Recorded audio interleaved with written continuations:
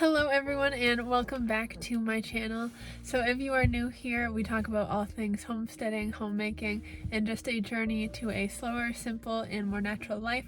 As you can see, I am in my car right now, and sometimes I like to just come and sit in here after I've been working out in the garden. I like to come in here if I'm recording a video after being outside just because it helps get rid of the wind noise. So as you can tell by the title, in today's video I am going to talk about how and why I personally am going to be ditching sunscreen this summer. So as you probably know, sunscreen is marketed very well and has been told to all of us for a very long time that it is very important that we wear sunscreen.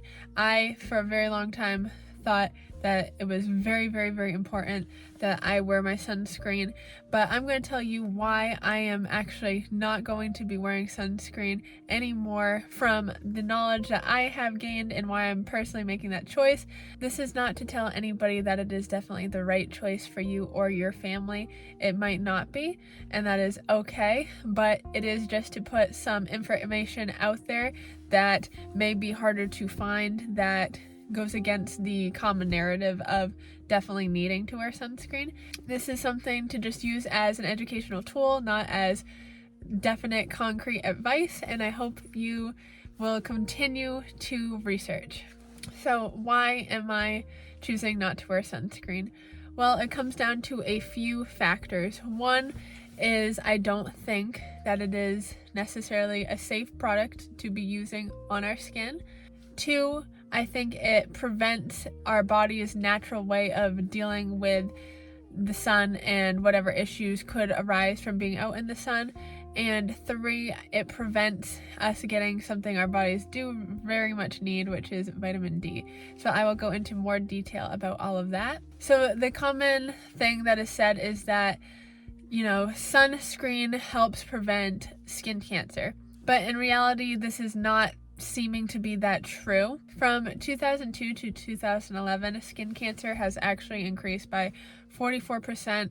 It is said that 1 in 5 Americans will develop some kind of skin cancer in their life, and that is even with the high amount of marketing of sunscreen and the fact that a lot more people are wearing sunscreen. So that doesn't really seem to prove that sunscreen is helping. The FDA has actually ran a study, and this study showed that 6 of the active ingredients in sunscreen was absorbed into the body. Blood concentrations of one of these 6 active ingredients, oxybenzone, I think it is pronounced, it was found to be 180 times over the concern level, FDA level of oxybenzone after just one application of sunscreen. And it continued to elevate and still be found in the bloodstream 3 weeks after not using it at all. So that is definitely of concern. If you weren't aware, our skin is actually the largest organ of our whole body. And so anything put onto our skin has the potential of going right into our bloodstream. Of course, our skin has protective layers to try to prevent some things from going in, but as you can see from that study that the FDA does, things do transfer over. Now, it's not necessarily completely true that you can't use things on your skin that you wouldn't be able to consume, but I like to stick by that if I wouldn't consume it, I'm not going to put it on my skin. If it's not safe for me to consume that way, I'm most likely not going to put it on my skin. That's just my personal way of doing things, and that doesn't have to be your way of doing things. You may find products that you couldn't ingest but that you still find safe for your skin, and I'm not telling you not to do that. I just like to be safer than sorry, and so that's what I stick to. When we see through studies like this how easy it is for things to kind of sneak their way into our bodies and what a toxic filled world we live in, then I just want to do my part to put as little toxins into my body as I possibly can. We have to think about too, the reason that we wear sunscreen in the first place is that we are trying to prevent cancers or prevent any kind of damage to our body. But if we look at it, it has kind of shown that there may be active ingredients in sunscreen that are known for causing possible cancers, as well as the fact that a lot of sunscreens only protect against one type of sun ray. Most only protect against UVB rays, which are the ones that are known for giving us sunburns, but the one that is more needed to be worried about is UVA rays. These are the stronger rays that we don't really know about as much, that sunscreens usually don't protect against, and they are actually the ones that cause long-term damage over time as it penetrates the skin on a deeper level. So far we've kind of seen that studies are showing that skin cancer is really not going down despite sunscreen being used more, and that a lot of sunscreens have ingredients in them that have been shown to cause problems themselves, and that a lot of sunscreens don't actually even protect against the more dangerous issue when it comes to sun rays. So what is another reason to not wear sunscreen? Sunscreen can prevent the much needed vitamin D that we get from the sun. A regular amount of sun exposure has actually been shown to prevent cancers, to boost your immune system, to have increased bone health, and of course to help in treating seasonal depression disorder. A lot of people may find they feel more depressed in the winter, and this is completely based in science actually, because the lack of vitamin D does have a significant effect on your body and how you feel. Actually, where I live in Maine, there is quite an enhanced amount of depression, especially in the wintertime, because our season for summer is so short compared to our season for winter, where there's not as much sun. Of course, you can take vitamin D supplements, but just like with anything, I feel, and there are studies to show, that getting it direct from the source that I feel we were meant to get things from, opposed to getting it from an alternative method, it's always going to be better and work better for you. With alternative methods, you have to worry about if you're really absorbing it properly or if it's really doing what it's supposed to be doing. You know, if you're out in the sun, that you are getting the much needed vitamin D. So with that information, you may or may not be convinced about not wearing sunscreen, but I will go into what you actually can do to protect yourself, because it is true that an overexposure to sun can lead to damage. So how can we actually protect ourselves in the sun?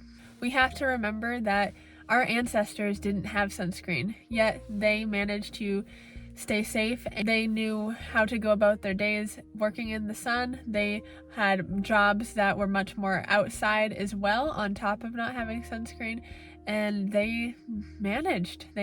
I'm sure there were cancers back then, but of course not in the way that we're seeing today. Modern humans today spend 90% of their time indoors, so that, of course, like I said before, is going to lead to problems with the vitamin D. And of course, if most of your time is indoors and you have a big day outside, going to the beach or something, out of nowhere, your body is going to be kind of shocked by this. So first tip, just like in the winter time, how you wouldn't let your kids go out without a winter jacket, and you know the clothes you need, you know you need lots of layers, your socks. Dress appropriately for the summer sun.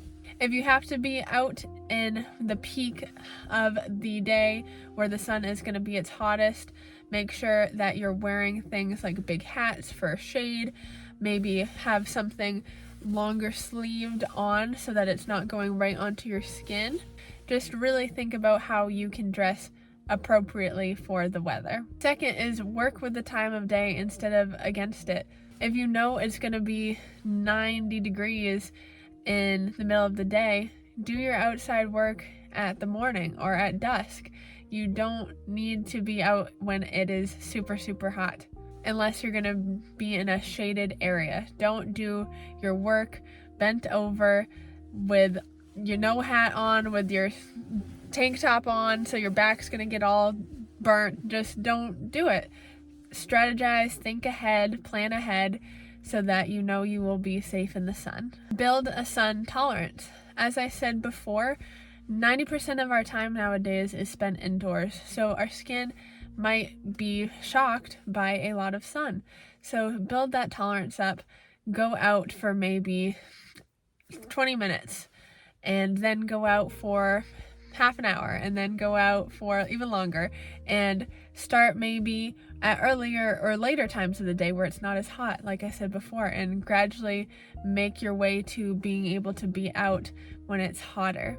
Your skin will naturally get more accustomed to the sun, obviously to a certain extent, and depending on your personal genetics, you may be able to start out with more sun or less sun, depending on how much melanin you might naturally have in your skin. Of course, if your ancestors are from more hot places, you're probably going to do better in the sun, whereas me, I know that if I was dropped somewhere super hot, I would do terrible. My skin would not like that at all. So just know your starting point and know how you need to work up on a personal level. And as you're doing this, pay attention to your skin.